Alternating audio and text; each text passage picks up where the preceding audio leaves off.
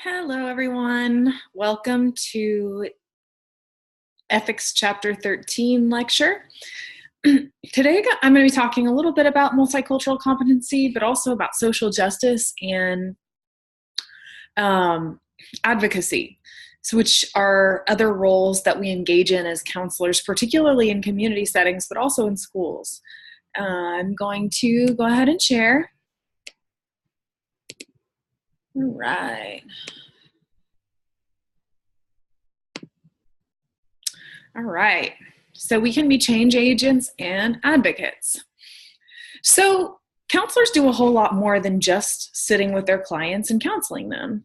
So as we know, that's a really important part of the job. And in many ways, we can affect change just in that setting and in that role with our clients. However, there are other things we can do to help support the people we're working with. And what we can do is advocate for people, and we can strive for social justice in our communities. So the ACA code states that A7A, advocacy when appropriate, that counselors advocate at individual, group, institutional, and societal levels to address potential barriers and obstacles that inhibit access and or growth and development of clients. And social justice rests on the assumption that all people have a right to equitable treatment and a fair allocation of societal resources, including decision making. So ways that we can advocate at schools might be that we work with the family to access a free resource that we know that they need. Maybe it's a pair of glasses or a hearing aid. It could be that we need to push an agency to come out and do some assessments. We can really advocate and fight for certain services for clients and certain access to resources. So it's important that we know what those resources are in our community and how to access them. That can be helpful when we're thinking of what we can do to help the clients live a healthy and normal life. So let's talk advocacy. So the American Counseling Association endorses the advocacy competencies of Lewis, Arnold, House, and Toporek. And basically, they assert that there are many ways that we can advocate in a variety of domains. So we can act with or act on behalf of clients. So we can work with the client to advocate and help them advocate for themselves, or we can act on behalf of the client. So that may mean reaching out to school and asking, contacting the school counselor to see if there's a resource that hasn't been thought about yet that could be helpful to your child client in private practice. So that would be you acting on behalf. It could mean acting with. So maybe you come up with a plan together to, create something that works for the client. So maybe you help the client come up with a plan to talk to their landlord about something that's broken in their apartment. Or maybe you help them find access to low-cost legal services if they're being mistreated in their community. So the idea is that you're empowering the individual to advocate for themselves, and then at times you may be advocating for them. And this can happen on the micro level or the macro level. So could be, like we mentioned before, it could be coming up with a plan to help the client feel empowered, but to talk with their landlord. But maybe this is something that's happening in the city on a citywide level or a community-wide level that needs to be addressed. And so maybe the client, petitions the city for more resources, or, gets engaged in, class action lawsuit, like if there's a lawsuit going on. And then, of course, on the largest level, there's social and political advocacy. So if you are working to fight for equality and rights of certain people, aka your clients, A lot of times counselors will go to the Capitol in Austin together and fight for certain things, particularly as it relates to education. So, counselors are political beings as well, and we can work to change things in our society that can help ourselves and the clients we serve. And so, as social justice advocates, we believe that our clients should have access to equal rights when it comes to resources and the ability to access an education and healthcare and different things. So, it could be just on that. So it could be on that larger scale level as well. It can also be, in a school or community. So maybe you empower the client to start an organization within their school that they attend, that could help make things better for all the students at the school. So, the idea is that we're working to create change that betters the lives of our clients. And we can do that in a variety of ways that are appropriate. And sometimes that means acting on a small level just with our client. And sometimes it means, petitioning at the highest level and, demonstrating or voting or in ways that will empower our clients and help our clients. Okay, so I know you school counselors in your school counseling class get a lot of information about the role as being much more than just an individual counselor or a group counselor. You're collaborating, you're consulting, you're designing a program, you're working with administrators to create a comprehensive developmental program. Well, it's very similar as well for community counselors. So community counselors also engage in a variety of roles that are not just related to counseling. And so that looks like direct community service, indirect community service, direct client services, and indirect client services when it comes to advocacy. So we have direct community services, and that's prevention education. So that might be, having a public presentation on health and safety or on mental health concerns, providing something from your center that could be accessible to the public, and that could be preventative. Then there's indirect community service. So that could be, influencing policymakers or maybe advocating on a smaller scale. It could also mean just reaching out to certain charitable organizations that could possibly serve your clients. So partnering with a food bank or a clothing drive to provide things to your clients that could be important, basic needs or other types of services. And then there is a focus on outreach activities. So, helping clients access some of the things that they need. And again, doing some of those, not just preventative education, but other types of outreach, maybe helping them, again, access resources or advocate for themselves in certain realms. And then there's indirect client services. So client advocacy, which we just discussed in the previous slide.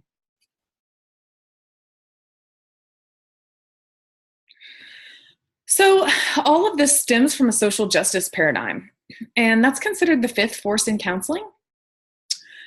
So, with each new wave of counseling brought in kind of a different perspective. The first one started with psychoanalysis in the Freud days in the early 1900s. And then we moved on to cognitive and behavioral therapies in the 1950s, which then progressed us. That was like the second wave. The third wave was humanism and having a focus on meaning making and feelings. And then we move into the fourth wave, which was the feminist movement in counseling. And then the fifth force is the social justice paradigm, which is even more inclusive than the fourth wave. So the fourth wave was obviously about looking at the external environment, acknowledging feminist perspectives and different cultural perspectives. The fifth force is even more inclusive to encompass larger societal movements, people of color, different cultural heritages, different sexual orientations and gender identities, etc.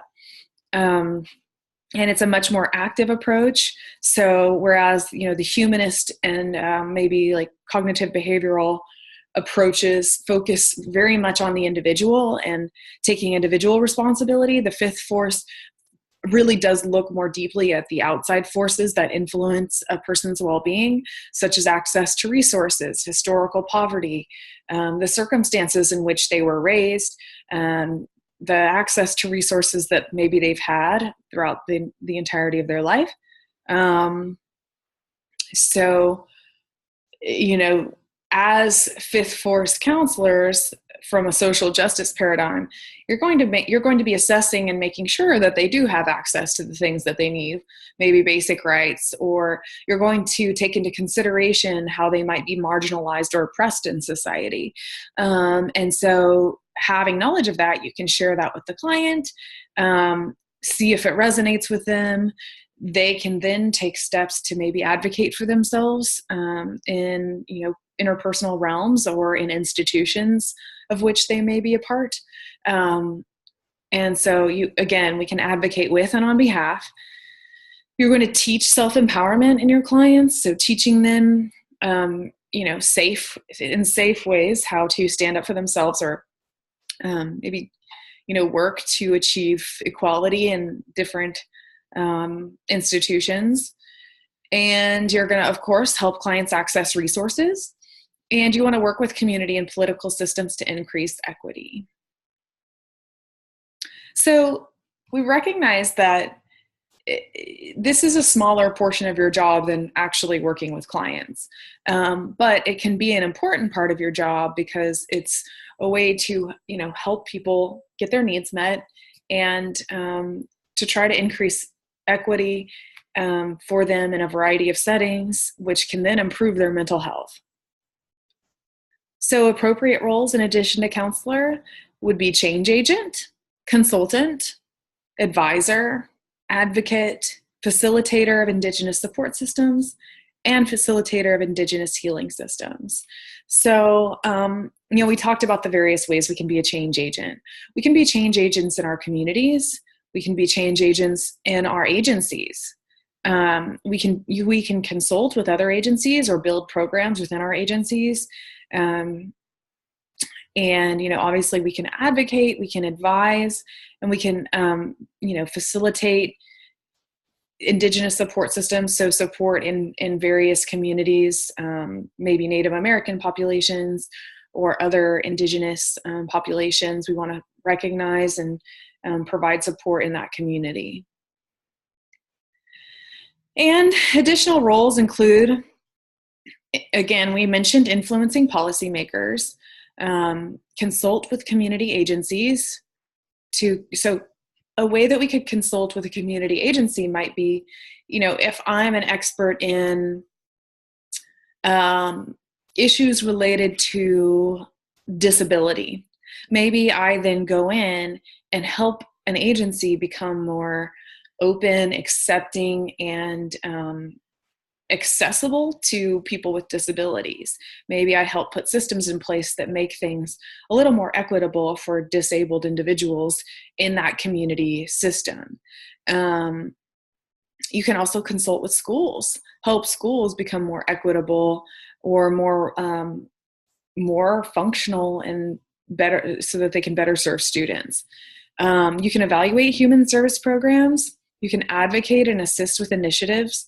So let's say that you notice that your local organization that helps people with maybe bills or housing, maybe there's something else that they could do that could be helpful, that's within their capabilities. So maybe you consult with them and talk with them about how some changes could be helpful.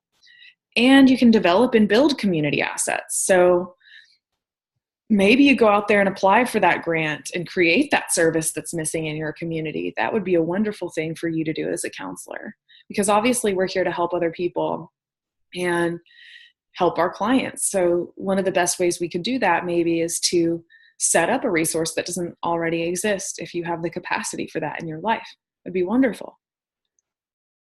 And what if you're in a broken system? So something we haven't talked much about is, what if we're in an agency that isn't working? Well, there are a variety of things that you can do. You can try to change it in any way you can. So you can advocate within the system to change the system. Maybe you update the forms to be more inclusive. Maybe you say, hey, we need an extra form for this, or we need to make sure that we're doing this, so that we're following all the ethical codes. Or maybe we need a better boundary surrounding this version of our program delivery, or a protective rule, something like that. So that's something you can do. You could conform to the institutional policies out of fear. That is an option, and probably one that happens more frequently than not. You can make compromises between institutional demands and personal requirements. So either by not following the rules, or telling your boss you're not going to follow the rule if it's not meeting your personal requirements in terms of what your ethical standards are. Or you could leave the agency. And you know what? Sometimes it's better to just leave the agency. If you feel like there's something illegal or extremely unethical going on, the best decision is definitely to leave.